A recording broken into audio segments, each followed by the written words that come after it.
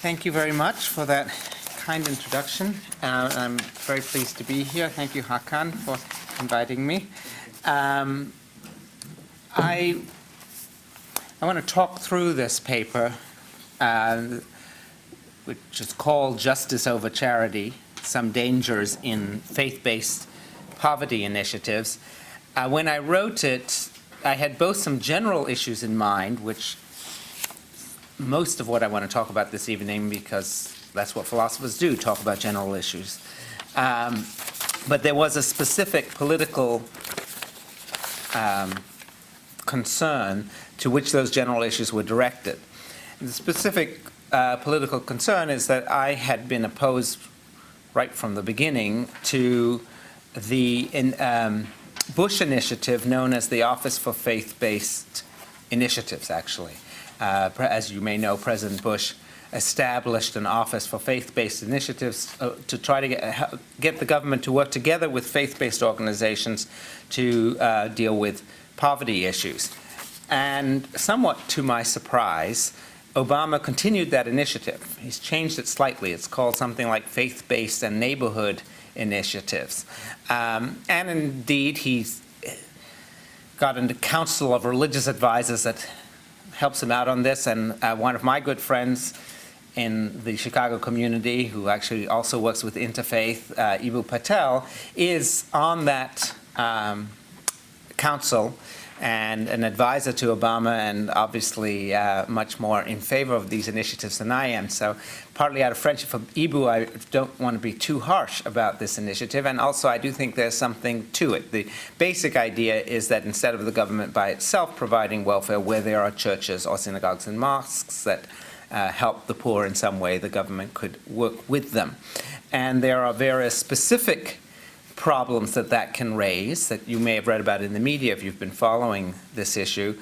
For instance, if the government gives money to a church or a Jewish or Muslim group, suppose that, I'll stick with church so I don't have to keep repeating this, but this will work for any religious group. Suppose that group only wants to hire people of its own religion. Well, normally we'd call that religious discrimination. Is that okay? Can the government underwrite something that's engaging in what we would normally consider religious discrimination? Or, and this has been a particularly a talked about issue, suppose that that group believes that homosexual relationships are wrong and doesn't want to hire any gay people, or indeed doesn't believe in interracial relationships, or has negative views of people who are non-white, say, and doesn't want to hire people who are non-white.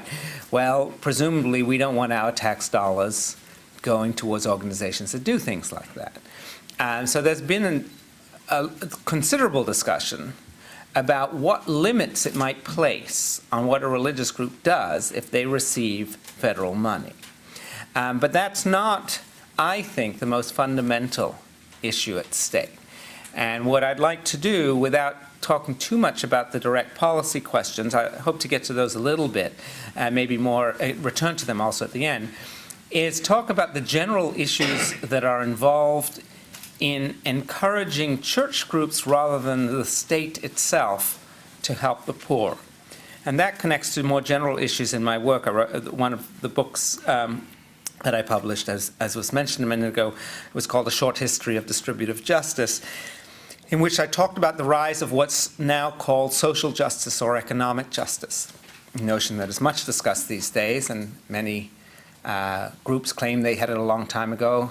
My argument in that book, and I will get back to this in a few minutes, this is something I do want to spend some time on, is that the notion is a very new one, invented no later than the 18th century and really became prominent only in the 19th and 20th centuries, and that it really is a secular, it's a product of a secular set of ideas.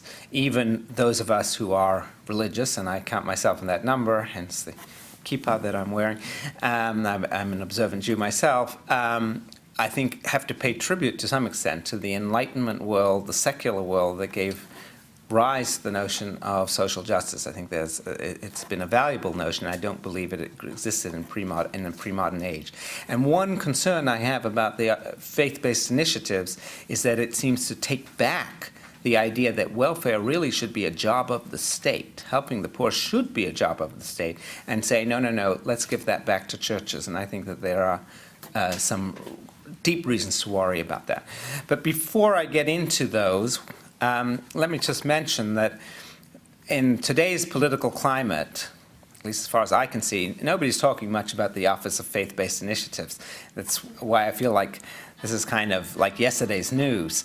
I'm sorry about that in a way, but I do want to assure you that the general issues I'm talking about are connected to some of the hottest political issues that are on the table right now. Because in the critique of Obama's healthcare plan, I'll call it, the healthcare plan that we just passed, and the more general activism, especially of the so-called Tea Party candidates, there has been a claim that essentially the government shouldn't be doing things, shouldn't be in the business of underwriting the poor. There's been a sort of attack on the welfare state at its heart.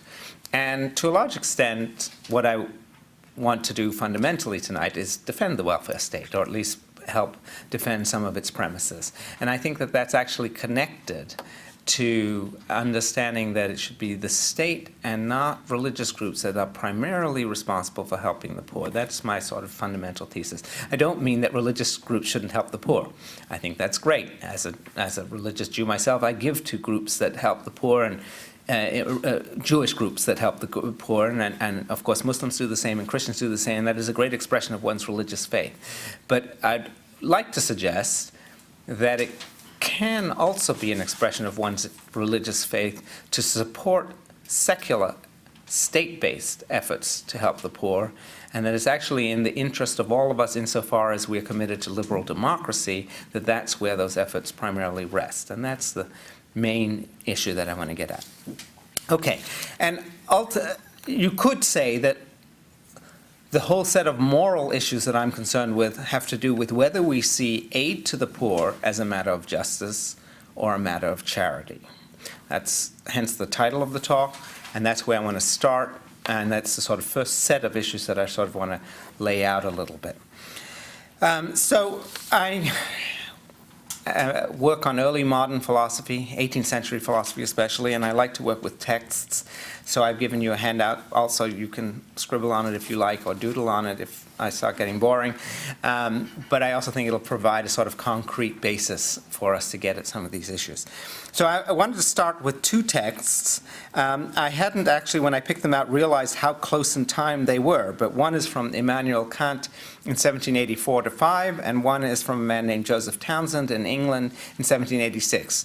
They almost certainly didn't know each other in any way, but I think they express radically different attitudes towards how best to help the poor from a moral point of view.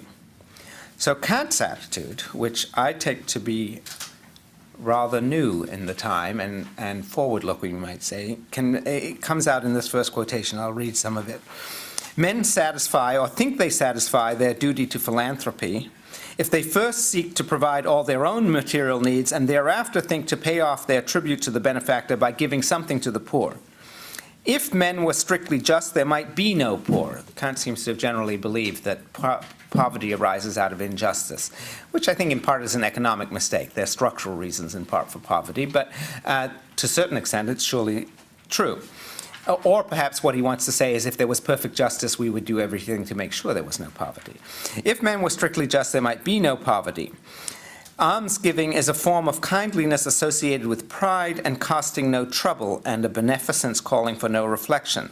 Men are demeaned by it. This is the crucial line, and I think he means you're demeaned both when you give and when you receive here, but especially the recipient. It would be better to think out some other way of assisting such poverty so that men are not brought so low as to accept alms. Beneficence to others must be commended as a debt we owe rather than as a piece of kindness and generosity. And so it is in fact, that is, it is in fact a debt. For all acts of kindness are but small repayments of our indebtedness to others.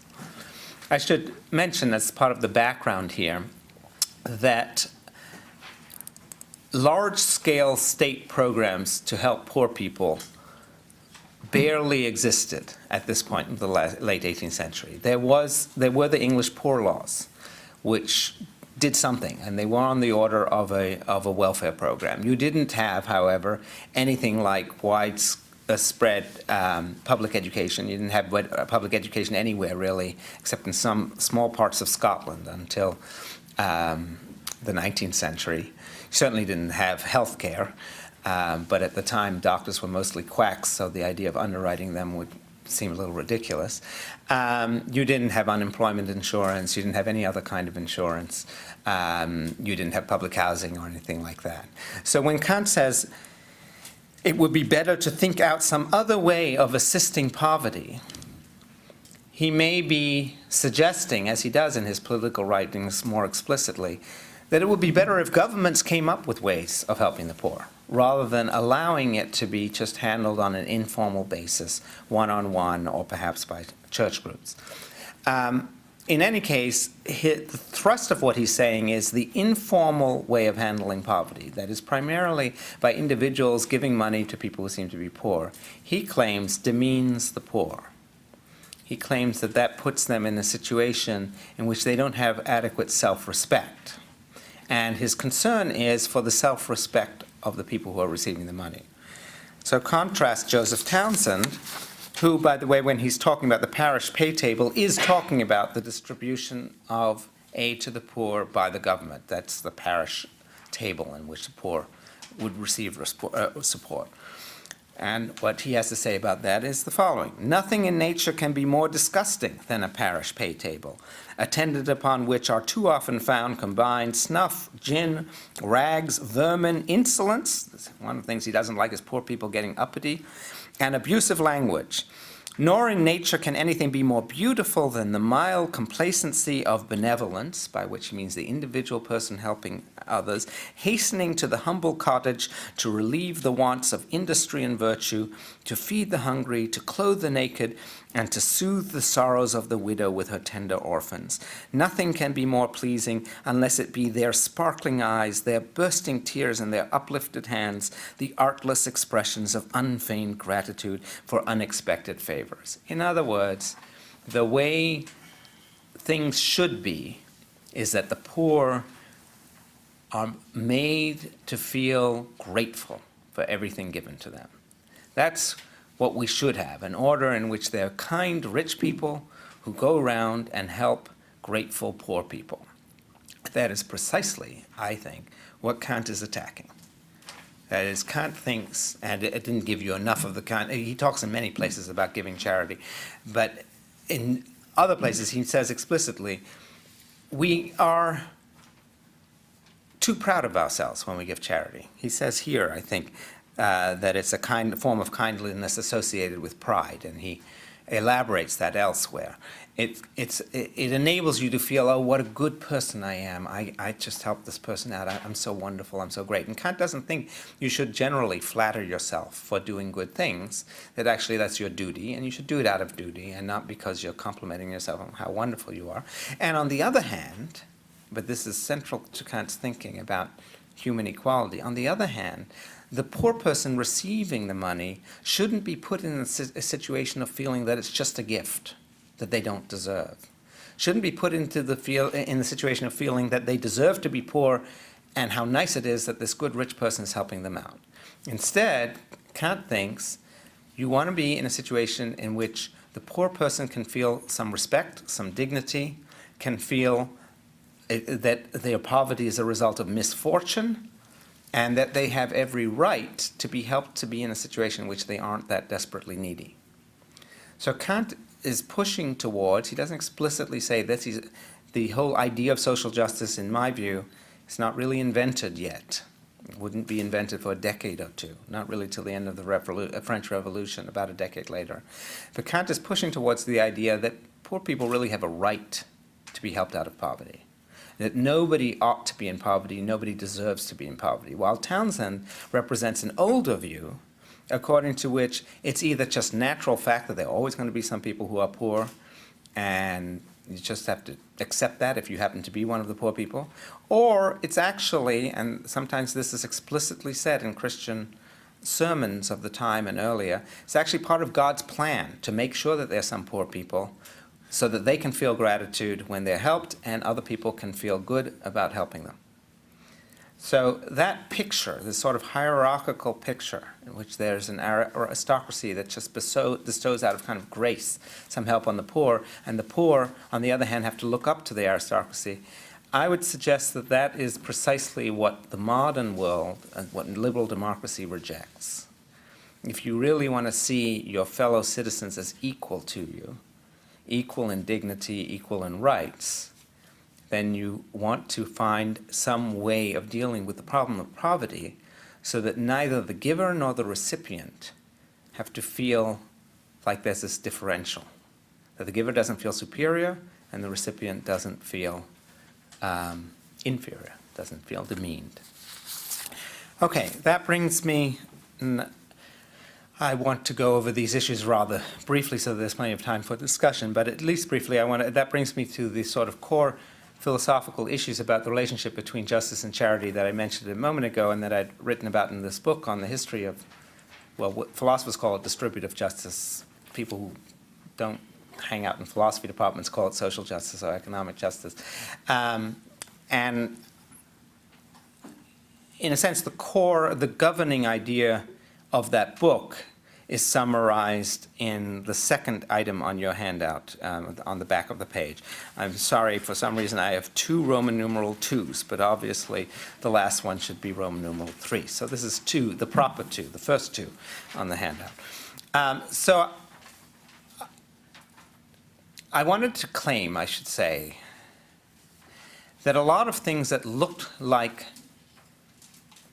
social justice in the pre-modern era, in the Christian world, and in my own Jewish tradition, and in the Greek world, actually don't count as social justice as we understand them today. So it's certainly true that the prophets in the Hebrew Bible cry out for justice, and you have these beautiful lines, justice shall roll down like a river, and those sorts of things. But when they're talking about justice there, if you pin it down, they're not very precise about social policy. They're good poets, they're not really politicians. To the extent you can pin it down, usually they're concerned about things like mistreating the poor in the law courts or misusing one's power over the poor. Rich people always have power over the poor, and so thereby depriving them, abusing them and getting away with it, that sort of thing. That's been a long-term concern in many, many societies across the world for many centuries, that a rich person can get away with crimes against poor people. Open crimes, raping their daughters is a classic one, or stealing things. The story of David and, I forget what his name is, but his name, sorry? Bathsheba. No, there's Bathsheba, but I'm thinking of the vineyard that he takes, Naboth, I think. Naboth or Naboth. Okay. Naboth's vineyard. He takes somebody's vineyard away. So there you see the outcry against a rich person misusing their power in a criminal way, but there is no outcry against the difference between rich and poor, period. And then you have things like Jesus' admonitions, famously, it's easier for a camel to go through an eye of a needle than for a rich man to get into the kingdom of heaven. But when Jesus says things like that, I take him to be decrying our attachment to material wealth generally. He also attacks the vanity and corruption of the rich, but he doesn't ever say that there should be equality between poor and rich on earth, there should be welfare programs, or anything like that. So as I began to think about these earlier cases, I thought, well, what do we mean today when we talk about social justice or economic justice or distributive justice? And these 4 premises, I thought, can give you at least a rough idea of what we're talking about, what we have in mind. So first of all, we have the idea that everyone deserves some set of material goods. There can be debates about how much. Communists might say everybody should be absolutely equal, but many other people would say everybody should have a fair starting point, or everybody should be able to have a good education, or everybody ought to have housing.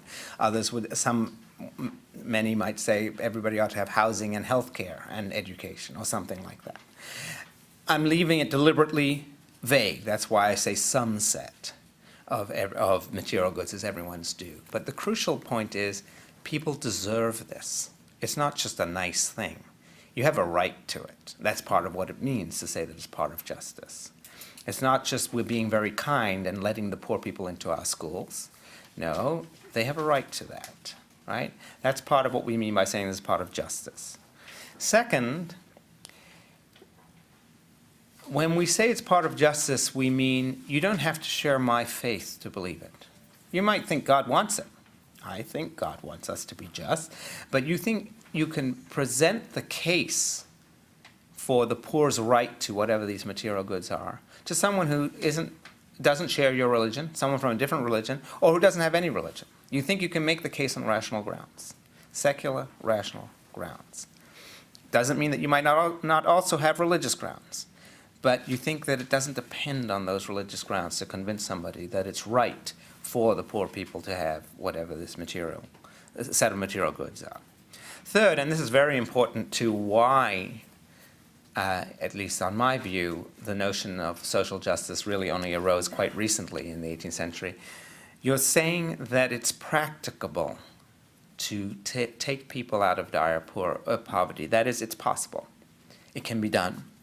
And most people didn't think it could be done until the late 18th century.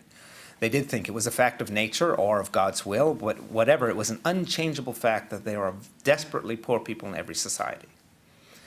I grew up in Holland in the 60s and 70s, and you didn't see people on the streets.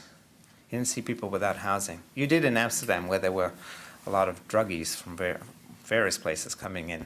But those weren't people who were there because they were desperately poor. Because there was housing for everyone. You didn't know anybody without health care because there was health care for everyone, as there is in most of Europe. It's education for everyone. The idea that you can have a society without people in dire need, which is the definition of poverty that I'm using here, many people do use it, by now we know that it is true. Some societies are like that. Most of the countries of Scandinavia, they do not have anything like dire poverty.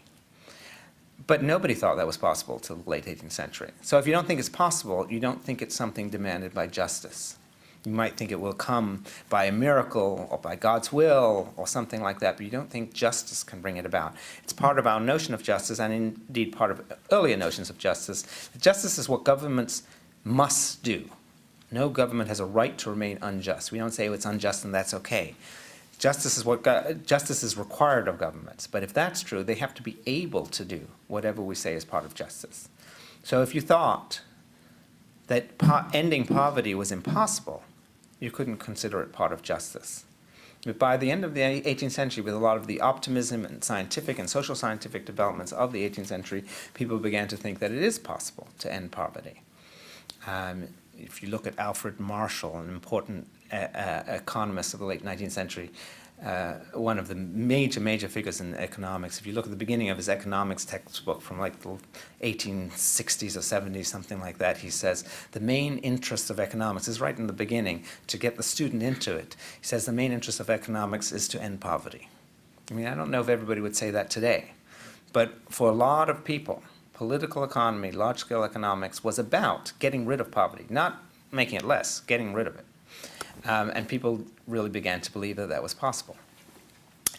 And then the fourth point, and this goes with the other three, is that the state, rather than merely private individuals or organizations, ought to be guaranteeing this distribution of material goods. Now, I put it in the form of guaranteeing because many people who stand for social justice throughout the history of social justice have not felt that the state has to directly carry out this distribution. The state has to make sure it takes place. But perhaps it could work through other organizations, including perhaps churches, or it could work through NGOs, or it could work even through businesses. It's just that if you have basically a right not to be poor, what used to be called a right to welfare, and it's been much debated, but Even in the United States, we came very, very close in around 1970 to declaring that a right to welfare was part of the Constitution. If there's a right to welfare, the state has to make sure it happens. That's what it means to have such a right. So that's what I mean by tying this to the state. But again, the state can only do things that are possible, practicable, that guarantee what people deserve and not just what they would feel like they would like to have. And this is a little bit tendentious, but this is actually central to my point.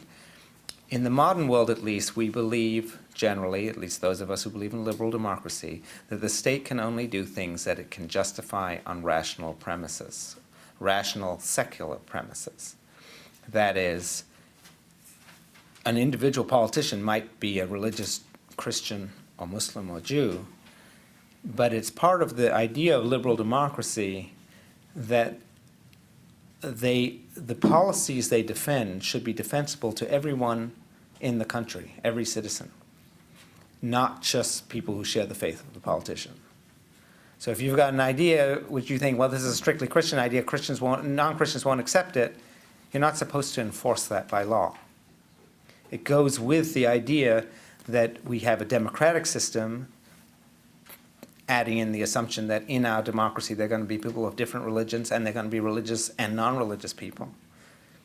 But if we're all supposed to equally have a say, and this country is really, we're all equally citizens, and the country is really supposed to be for all of us equally, then the policies of the government should be justifiable to each of us equally, regardless of our religious faith. This is a short way of getting at a very difficult issue in political philosophy, but it is usually assumed that a modern state, by which I mean a liberal democratic state, is supposed to act on premises that it can defend without appealing to any particular faith. And therefore, if it's a good thing to help the poor, or if it's not just a good thing, if they have a right to get a certain level of material well-being, then that has to be something you can defend without saying, well, that says so in my scriptures. You have to be able to give reasons that everyone in the state can share. And in any case, that is part of the notion of social justice. When people claim that something's a matter of social justice, when they claim that government policy is unjust, violates social justice in some way, they usually mean that they can make a case for why this is unjust to anyone regardless of their religious commitment. Moreover, that it's possible to do whatever they're claiming should be done, and that it satisfies what people have a right to, what they deserve, and not merely what they want. So that's basically the idea, I think, of social justice. And it replaces, and charity, by contrast, is something that, well, it comes from the Latin word caritas, that you do out of love, out of concern, but that you don't have to do. Christians are called on to act out of love, to let Christ's love in them overflow to other people, so that if they're filled with Christ's love, they should help the poor people around them. But the poor people around them don't have a right to what they're given. It's nice that they help, but they needn't have a right to what they're given. And standardly in the Christian literature, it didn't say they have a right. The Jewish tradition is a little different. There is some notion that the poor, that at least Jewish poor have a right to help from other Jews. So there is a bit more of a notion of it being a right. But in the Jewish tradition, and I think this is true in most religious traditions, the people that a religious Jew is supposed to help are primarily fellow Jews. I'm not sure this is true. One of you can correct me if I'm wrong, but I think it's true that zakat generally goes to fellow Muslims. Yes. And in the medieval world, Christian organizations were arranged this way too. You look at Amsterdam, and medieval and early modern world, you look at Amsterdam in the 17th century, every religious group had its own welfare organizations, which means the Jews did and the Catholics did, and every Protestant branch had its own separate welfare organization that helped just its people. But if there's a general right of poor people of all kinds, just in virtue of being human, to achieve a certain level of material well-being, then you don't want the basis of that then it's problematic to have people acting only towards members of their own group, their own religious group, their own ethnic group, or any other specific group. And certainly in a liberal democratic state, you don't want the state helping only, say, Christians if it's a generally Christian state, or only Muslims if it's a generally Muslim state, or only Jews if it's a generally Jewish state. You want every human being that lives under that state's rule, certainly every citizen of the state, to have equal right to whatever this material aid is. So there's a reason to shift from charity to justice. And I wanted to suggest in that book, and I'm also suggesting now, that it's part of a sort of modern liberal democratic ethos to understand aid to the poor under the rubric of justice rather than that of charity. And to the extent that people are saying, oh, it would be much better to have churches and other religious groups take care of the poor today in America, I think that's a betrayal of the liberal democratic ethos. That's one of the claims that I want to make. I don't mean that they shouldn't also help, that's fine, but for the state to abdicate that responsibility is for the state to say, we no longer, symbolically at least, to say, we no longer think that all human beings have a right to any certain level of material well-being. We don't think that there are any material goods, maybe even including education, certainly healthcare and so forth, that everyone has a right to. And I think that would be backtracking from the ethos of liberal democracy. There was another aspect of this I was going to mention, but I want to bring this towards a close. So let me just get into the last set of issues that concern me, which are, so far I've been talking in a very abstract way. But the last quotation that I give you here, which is from Adam Smith, I've written a lot about Adam Smith, so I like to quote Adam Smith in various places. He is, in my opinion, also one of the founders of the notion of social justice, even though he didn't use the term, and he is often used by people who are opposed to the notion of social justice. But in any case, he has a very interesting chapter on churches at the end of his famous Wealth of Nations, in which, among other things, he goes through the history of the Catholic Church's benevolence to the poor. And as he describes it, there's a very dark side to that benevolence. I'm not going to go through this quotation in every detail, but if you look sort of in the middle of it, you'll see he says, the hospitality and charity of the clergy increased very much the weight of their spiritual weapons. Those virtues procured them the highest respect and veneration among all the inferior ranks of people, of whom many were constantly and almost all occasionally fed by them. Now here's the sentence I want to focus on. Everything belonging to so popular an order, its possessions, its privileges, its doctrines, necessarily appeared sacred in the eyes of the common people, and every violation of them, whether real or pretended, the highest act of sacrilegious wickedness and profaneness. And he then goes on to say, as a result, the Catholic Church became, this is a rather stunning line, the most formidable combination that ever was formed against the authority and security of civil government, as well as against the liberty, reason, and happiness of mankind. There's a rather large charge to lodge against the Catholic Church.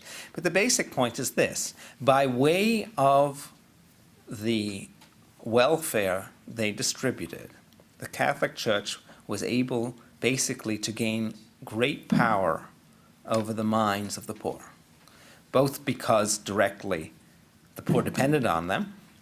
They were afraid, well, what happens if these people go? This is where we get our sustenance from. And because they looked so wonderful, so gracious, so kind, that the poor looked up to them and venerated them and then took everything they said very seriously, believed everything they said. And I would suggest, without going into too much detail, that we think about this when we look at any organization, that any political movement, let's say, that uses charity as one of the things it does. Or at least let's say, whenever there's an organization giving charity, one question you want to ask is, what power are you gaining by doing this? Now, in some cases, they're just there to give charity, and that's great. But in other cases, by giving charity, they gain political power. In Israel, the right-wing, somewhat horrific political party Shas gained a lot of power by doing a lot of charitable work. In the Palestinian population, the organization Hamas is famously known for doing a lot of charity work. But you have to ask, in both cases, to what extent is this pure charity? And to what extent is it an attempt to gain political power? Or even if the people giving the money aren't thinking to themselves, I'm trying to gain political power, the effect, nevertheless, is to give them great political power, both directly because of dependency and indirectly because people look up to those who give them charity. So this gives you a sort of pragmatic, I was talking before about abstract reasons why you want welfare to be in the hands of the state rather than in the hands of private organizations, and especially religious organizations. The reasons having to do with the fact that that means that welfare is represented as a matter of justice rather than charity. But now you could think pragmatically, it's also the case that if you have religious groups distributing welfare, you give them great power. And in many cases, that can be power that can be used against liberal democracy itself. For many of us who belong to minority religions within a larger group, in a place like the US, in this room there are many people who are Muslim, or at least one person is Jewish. We're not part of the Christian majority. And if aid to the poor were primarily carried out by religious groups, they would be primarily carried out by Christian groups. And the power of Christian groups, if they wanted to control other legislation would grow. It's already not insignificant in this country. It would grow. And if you belong to a minority group, that's something you should be concerned about.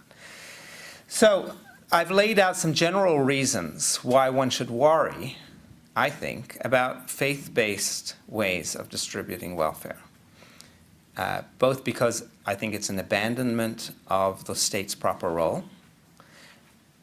I've argued that that goes with what the state is supposed to be like in the modern world if we believe in liberal democracy, and because it can dangerously empower the religious groups who have it. It can give them temporal power, political power of a kind that we should worry about.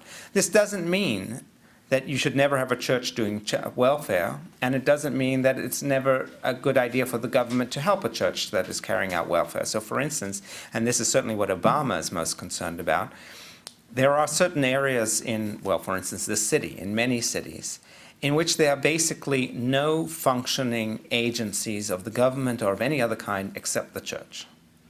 Right? You've got some poor neighborhoods in which basically the only organization which people as a whole come to and trust is the local church.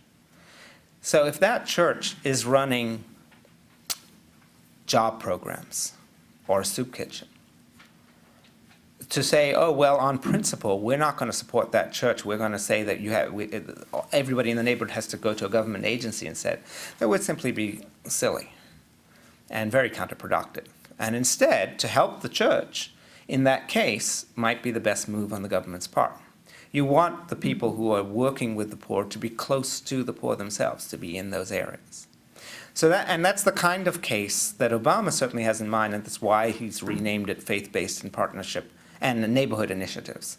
And Bush, too, to give him credit, I don't give him so much credit, but on this I do, had primarily in mind that kind of thing. It's a very different story if you take what's already a large religious organization and the government gives over into that large religious organization. This could even include things like Catholic Charities or Habitat for Humanity. If the government sort of contracts out its welfare responsibilities to a large organization like that, I think then you have the problem Smith is talking about. You're helping to empower a specifically religious organization in a way that could be dangerous later on. And you're basically saying this should be done, this aid to the poor should be done out of charity rather than justice, and that isn't something that a modern state should be saying. So these are concerns, not necessarily, philosophers don't settle policy issues. We don't do practical stuff. But In the debate over these faith-based initiatives, I don't think enough people have talked about the value of having the state carry out welfare, the value of not having churches carry out welfare. And I wanted to sort of reintroduce those concerns into the discussion.